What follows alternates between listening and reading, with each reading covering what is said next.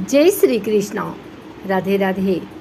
आइए सुनते हैं परशुराम द्वादशी की कथा, पूजन विधि एवं महत्व। उगता हुआ सूर्य परशुराम द्वादशी की शुरुआत का संकेत देता है। परशुराम द्वादशी व्रत सूर्योदय से शुरू होता है और अगले दिन सूर्योदय के बाद समाप्त होता है। स्नान करने के बाद उपवास शुरू होता है। परशुराम भगवान विष्णु के ही अवतार हैं। भगवान विष्णु जी की प्रतिमा को परशुराम के रूप में ही पूजा करने के लिए स्थापित करें।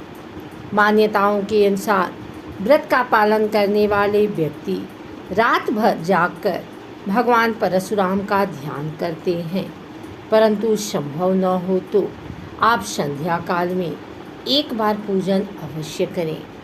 ऐसी मान्यता है कि परशुराम द्वादशी व्रत का पालन करने से सभी मनोकामनाएं पूरी होती हैं और व्यक्ति को मोक्ष की प्राप्ति होती है।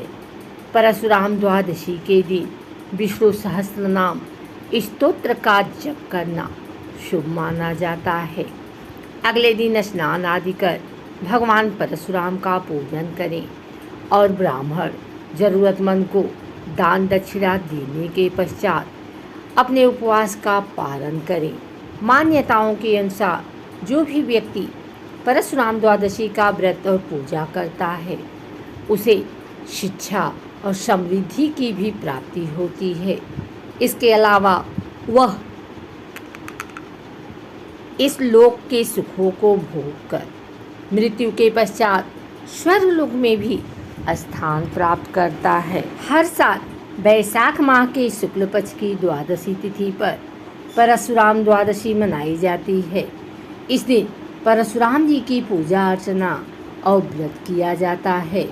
जो इसे पूरी शिद्दत से करता है उसे संतान की प्राप्ति होती है। आइए जानते हैं क्यों मनाई जाती है परशुराम द्वादशी और क्या है इसका महत्व। पुराणों के अनुसार परशुराम ने घोर तपस्या की और उनकी तपस्या से खुश होकर भगवान शिव ने उन्हें भार्गवास्त्र अर्थात परशु अस्त्र प्रदान किया। माना जाता है कि परशुराम द्वादशी के दिन ही भगवान शिव ने परशुराम जी को दिव्य परशु अस्त्र प्रदान किया था। यह अस्त्र उन्हें पृथ्वी पर बढ़ रहे अधर्म का नाश करने के लिए सौंपा था। कथानक है कि हाय वंशाधिपति कार्तवीर्य अर्जुन सहस्त्रार्जुन ने घोर तप द्वारा भगवान दत्तात्रेय को प्रसन्न कर 1,000 भुजाएं तथा युद्ध में किसी से परास्त न होने का वर पाया था।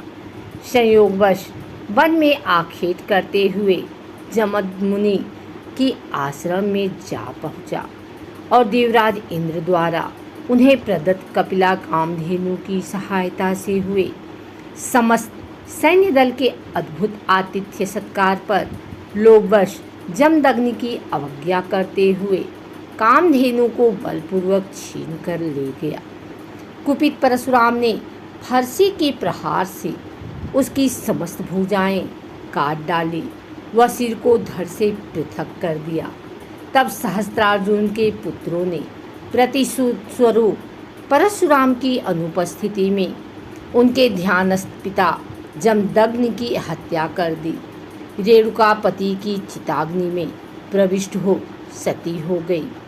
इस कांड से कुपित परशुराम ने पूरे वेग से महिष्मती नगरी पर आक्रमण कर दिया और उस पर अपना अधिकार कर लिया। इसके बाद उन्होंने एक के बाद एक पूरे 21 बार इस पृथ्वी से क्षत्रियों का विनाश किया।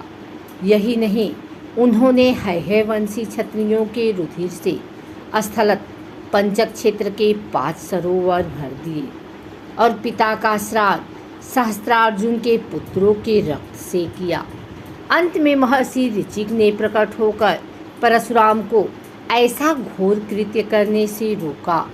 इसके पश्चात उन्होंने अश्वमेध महायज्ञ किया और सप्तद्वीप युक्त पृथ्वी महर्षि कश्यप को दान कर दी।